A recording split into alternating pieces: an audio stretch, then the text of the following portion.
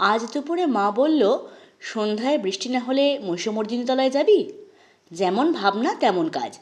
বিকেল গড়িয়ে সন্ধে হতেই মায়ে ঝিয়ে মিলে চললাম আমাদের শহরের বিখ্যাত মহিষমর্দিনী মন্দির ও তৎসংলগ্ন মেলাতলায়।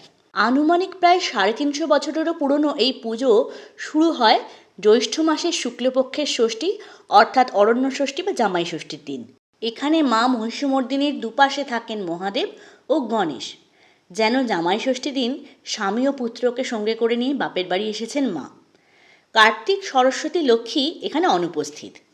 মন্দিরের চণ্ডীমণ্ডপের উল্টো দিকেই রয়েছে রাধাকৃষ্ণ মন্দির ও কল্যাণেশ্বরীর কালী মন্দির। জামাই ষষ্ঠীর দিন শুরু হয়ে এই পুজো চলে দশহরার দিন পর্যন্ত। আর এই 5 দিন ধরে এই পুজো উপলক্ষে চলে মেলা।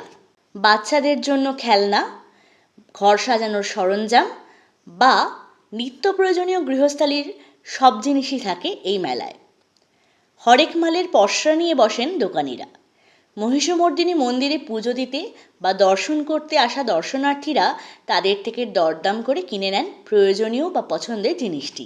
মন্দিরে মহিষমর্দিনী মায়ের দর্শন সেরে আমি আর মা মিলে টুকটাক কিছু কিনে নিলাম নিজেদের ইচ্ছে মতো।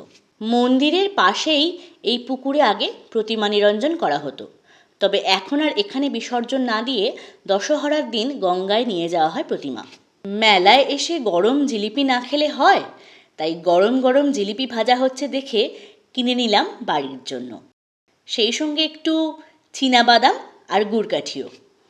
তারপর বিভিন্ন খাবারের দোকান ঘুরে দেখে শেষে ফুচকা খেয়ে বাড়ির পথ ধরলাম। এইভাবেই শেষ হলো আমাদের ক্ষণিকের মেলা ঘোরা। কেমন লাগলো আমাদের এই মেলা ঘোরা কমেন্টে জানাতে কিন্তু অবশ্যই ভুলবেন না।